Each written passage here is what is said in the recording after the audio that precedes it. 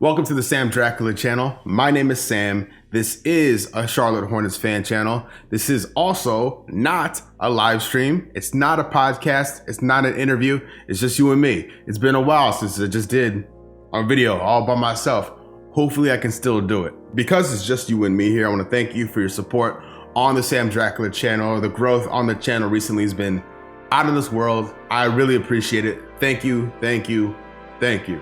So the whole point of this video is to take a look at how things are going midway into the season. And we are exactly midway into the season. One game past the All-Star break.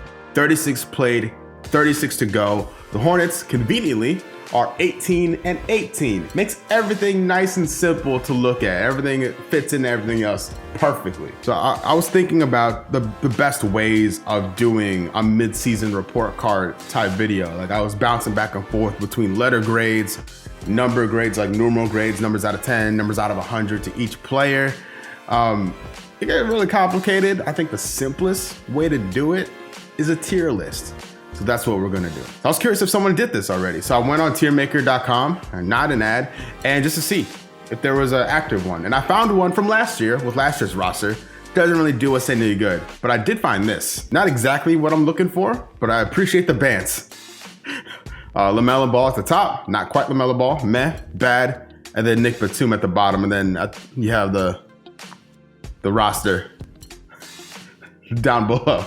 Big up DJ_Jax2 for creating this. I did enjoy this. Sadly, I couldn't use that one, so I created this one. I'm gonna put a link to this tier list in the description if you wanna fill this out and make your own version, like take a screenshot and share it with me on Twitter, Instagram, whatever, on my Discord, whatever you like. If you wanna, I'm curious what you guys think and how you would place everybody, because this is how I have the ranking set up. At the very top,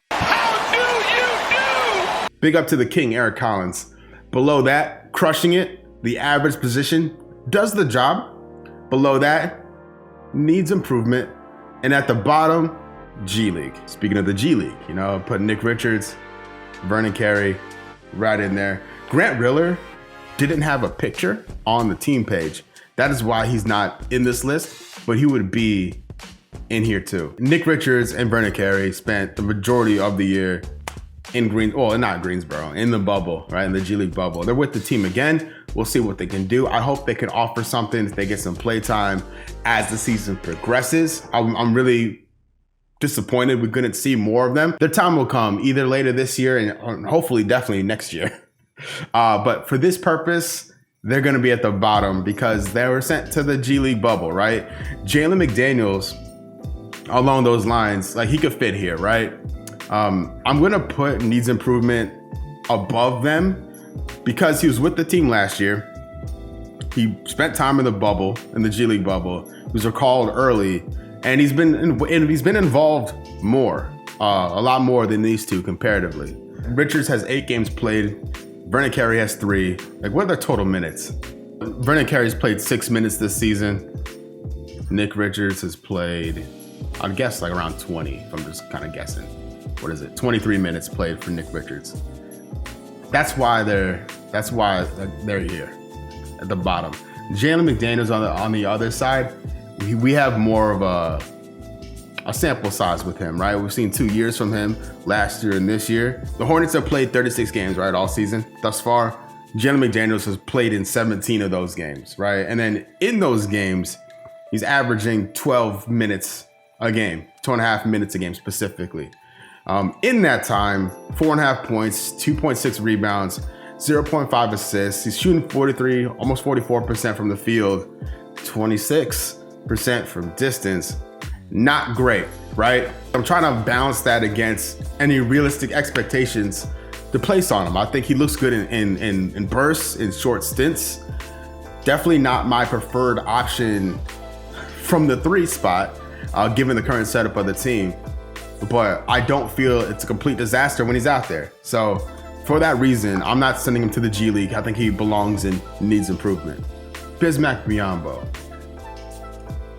I think he does the job. No better, no less. I think what you expect from Bismack Biyombo is what we got from Bismack Biyombo in this season. He stepped up, I believe, in a big way when Zeller went out. In the very first game of the season, Zeller was out for like 4 to 6 weeks, I think it was the initial time frame. So we didn't know how long Biz would be in the starting five. He stepped up and filled that gap to the best of his abilities. Plus, he really seemed to take LaMelo under his wing as a veteran on the team. You saw those guys standing, talking to each other a lot between possessions. You see, we also saw a few lobs between the two, which is nice to see. So I'm gonna bring up Biz's numbers.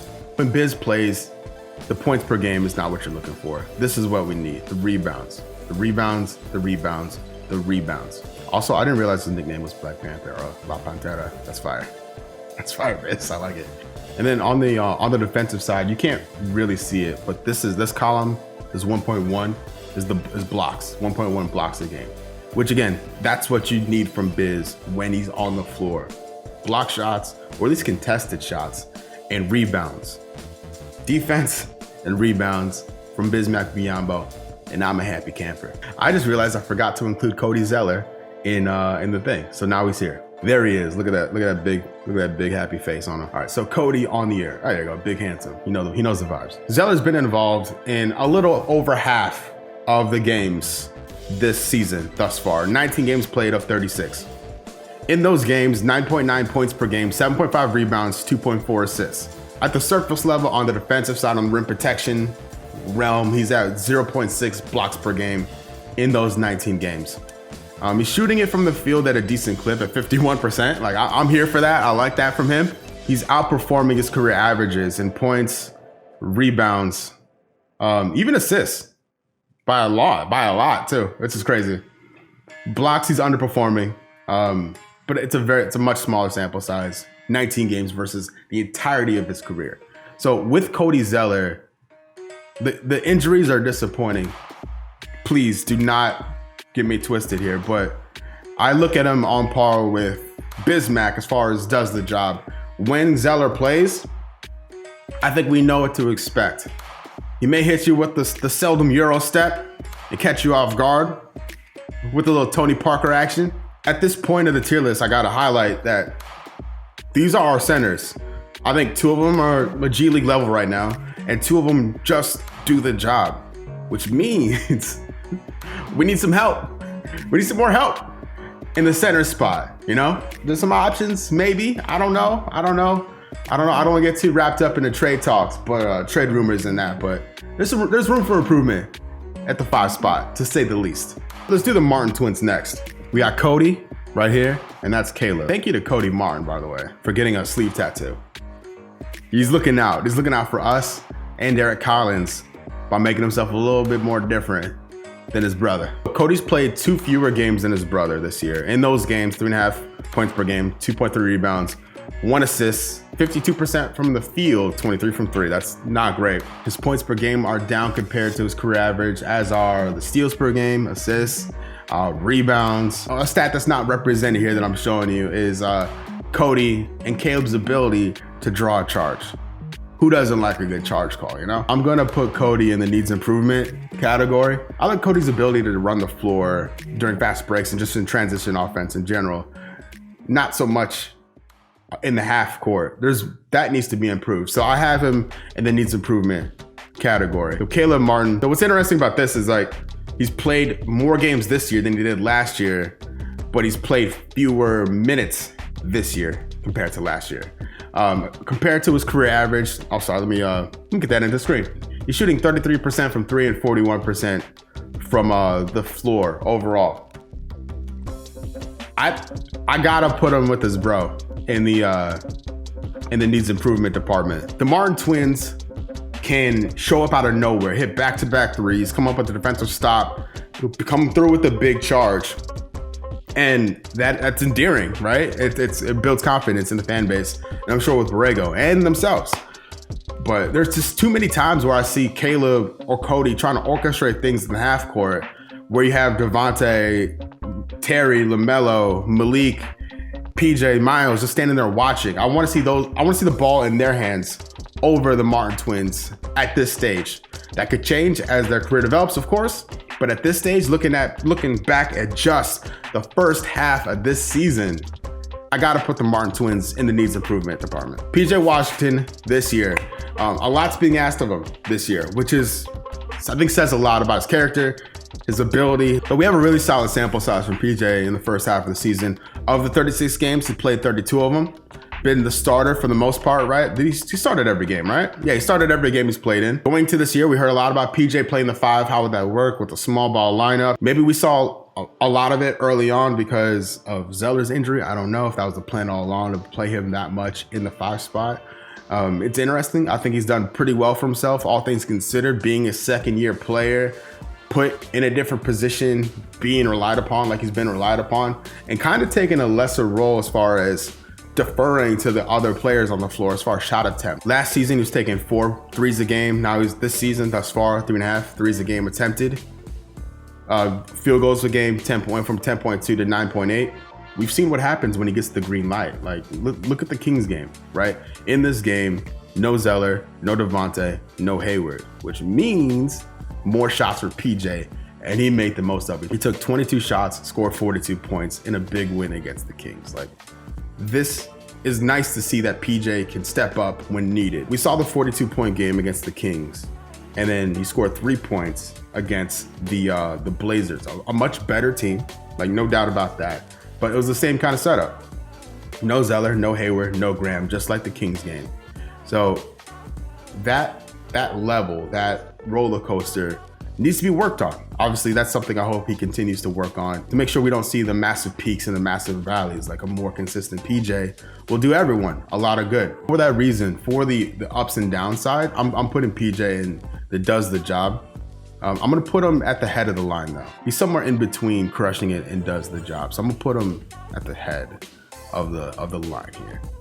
Miles Bridges. Let's look at Miles next. I want to salute Bridges on 2 accounts. One, for being there every single game. 36 games played of 36. He's played in every single game we've had this season.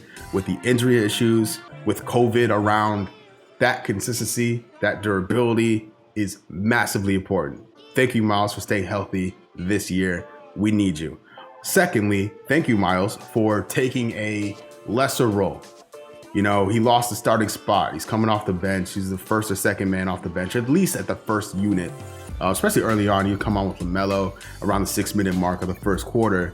That first unit off the bench, bringing a lot of energy, a lot of excitement, a different dynamic, allowing PJ to go to the 5. Bridges playing the 4 with Hayward and Terry and LaMelo or Devonte, given the situation.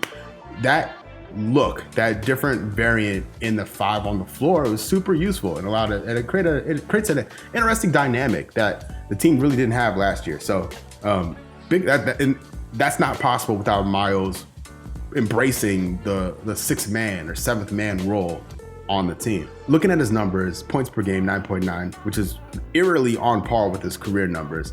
He has 5.8 rebounds this year, which is higher than his career average. His assists per game are up compared to his career average. A guy in his 3rd year, you hope to see that elevation, that improvement, that evolution in their game, progressing the right way. And I think we're seeing it with Bridges. I would love to see this number improve. The free throw attempts per game, just him being more aggressive, not settling for jump shots. We've seen how good he is athletically and getting to the rim. If you can get to the rim more, forcing more fouls and free throws, like that's a Miles Bridges that can really, really take things to another level. And I think he had like 6 double-doubles this year off the bench thus far. Let me look at this. So against the Mavericks, 16 rebounds, 20 points in a big win early in the season to bring the team to 500. Let's skip past the 3 losses in a row. And then there was a 4-game stretch here. We had a double-double every night off the bench. Miles Emmanuel Bridges. Crushing it. Big money, Gordon Hayward. $120 million over 4 years. We are halfway into year 1 of that contract. In that time, of the 36 possible games, he's played 32, which is a positive towards the durability concerns. He's gotten hurt, but he's bounced back. It hasn't been anything debilitating, knocking on wood. In those games, in those 32 games, 21 points a game, trending higher than his career average, 5 rebounds a game, higher than his career average, 3.9 assists, higher than his career average. The last time Hayward put up these types of numbers, he was an all-star. You know, this is what we're paying for. By we, I mean MJ. And I think Hayward has delivered beyond belief. This guy. Which way to point? Am I pointing this way? This guy, him over there, Mr. Hayward, is crushing it. But I'm putting him ahead of Miles because he's crushing it a little harder than Bridges. Phrasing, 48% from the floor, 40% from three. This is good, and and to his credit, he has to be having a good time because he's putting up shots. He's putting up shots. He hasn't shot this many threes per game since Utah, basically. His field goal attempts per game haven't been this high ever. He has to be loving life in Charlotte, at least playing for this Hornets team, because he's able to be Gordon Hayward, and we're reaping the benefits of it. We're benefiting from Hayward being Hayward. I was gonna put Hayward as crushing it, but talking through that, being the team's leading scorer, and doing it the way he's doing it, it has to be a how do you do. I'm gonna insert Eric Collins here. How do you do? Congrats to Hayward for getting our first how do you do of the tiered list. His season has been, well, really his last 18 months has really been this, between off the court and on the court. Malik's fearlessness and energy off the bench since he's been playing has been insane. I mean that in the most positive way imaginable. I've loved Monk on the court when he gets subbed on. It is magic. I feel almost robbed that this is how his game log looked. He goes 6 games in a row, doesn't play. The next game, he plays 10 minutes. No action for another 4 games. He gets 1 minute and 15 seconds the next game. The next game he gets 23 minutes. Then he's back to 4 minutes and then nothing for 3 games. That can't be easy. That can't be easy. Like, his first half of the season has 2 halves. It's this half where he didn't play, and then this half where he's been on fire. Off the bench, 16.5 points per game is nuts. His scoring ability with shooting 46% from the field and 44% from 3 has been immaculate. 80% from the free throw line. I only seen that continue to stay how it is or get better as the season goes. Monk is a weapon. I'm so happy he's involved, and I hope it stays that way. I really need Monk. This team is not good enough to not play Malik Monk. We need him. In those games where things aren't clicking, Monk is that guy to get things going from the bench. Big up Malik. Malik is crushing it. There's no other place for me to put him. That's it. He deserves to be crushing it because he is crushing it. A polarizing figure, which is really surprising, isn't it?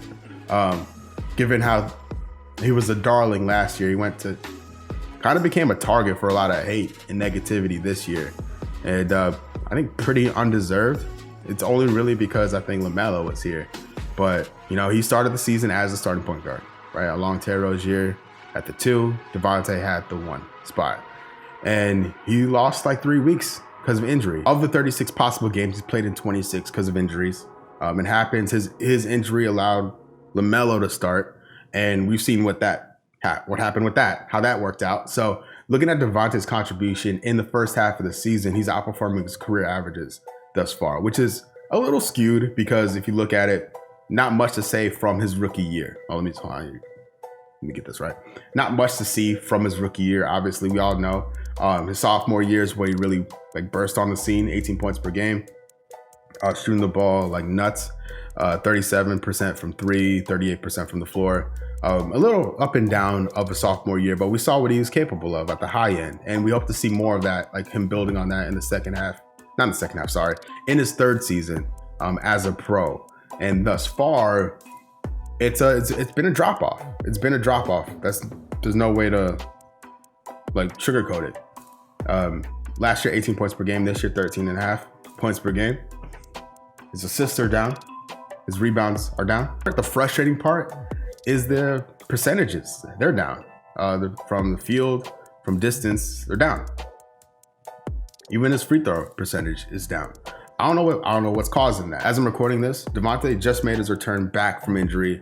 He's coming off the bench, and it seems like that's going to be his role because LaMelo stepped up and earned his spot in the starting 5.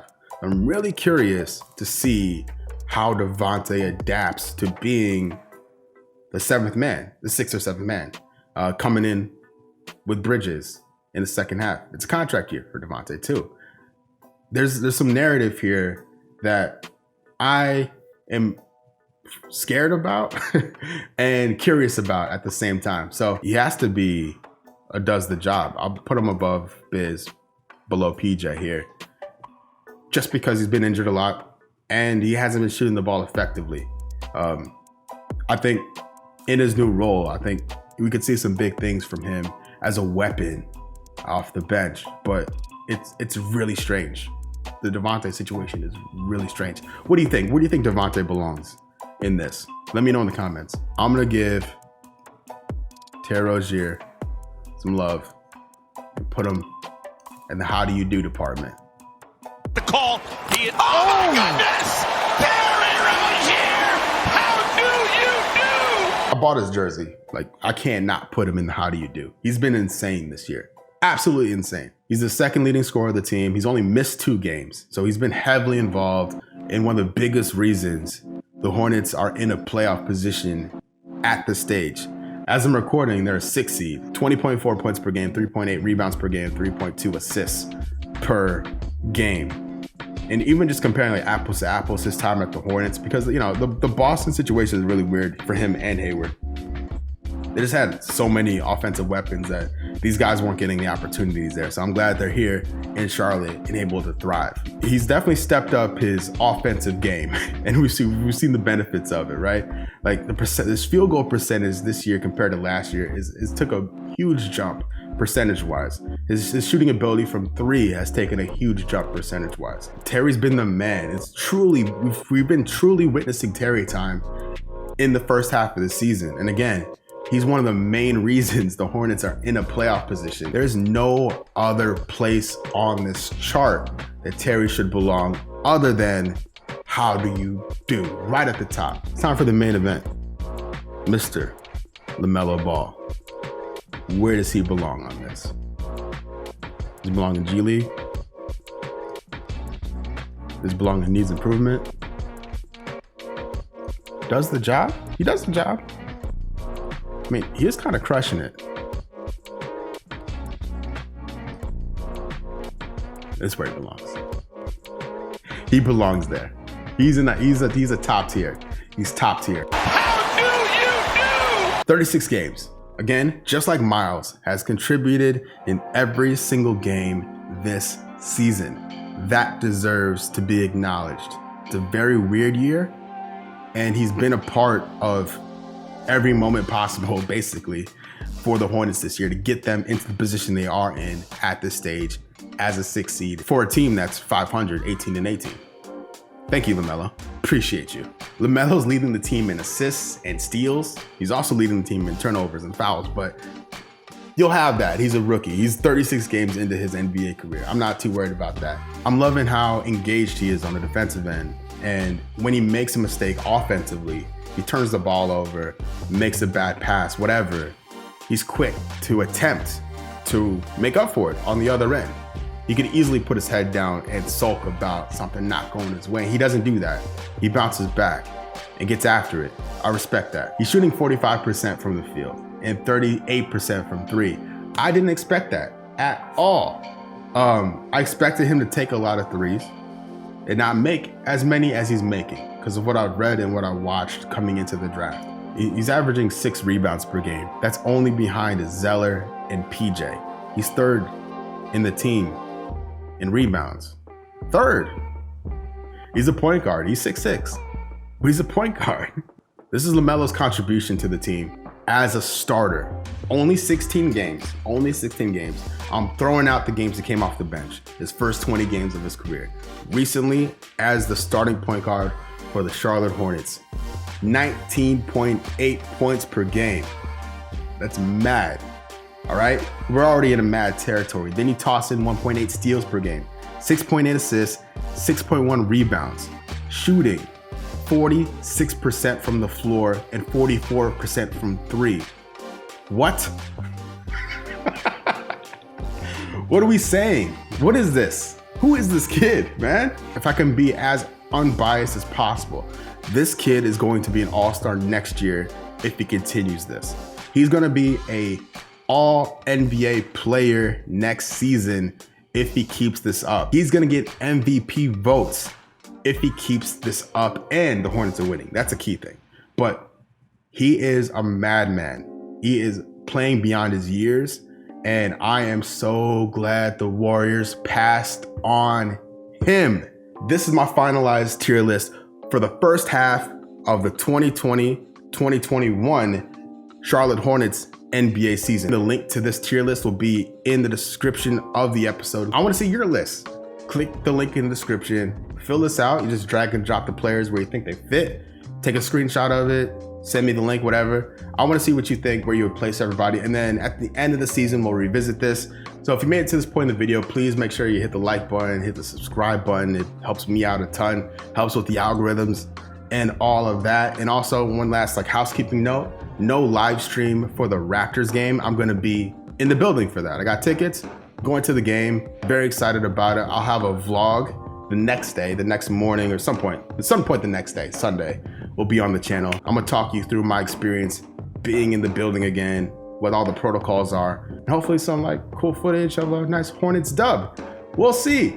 Hopefully, hoping for the best. But anyway, thank you so much for checking out the video and your support on the channel. It really means the world to me. Y'all stay safe. I will talk to you soon. Peace.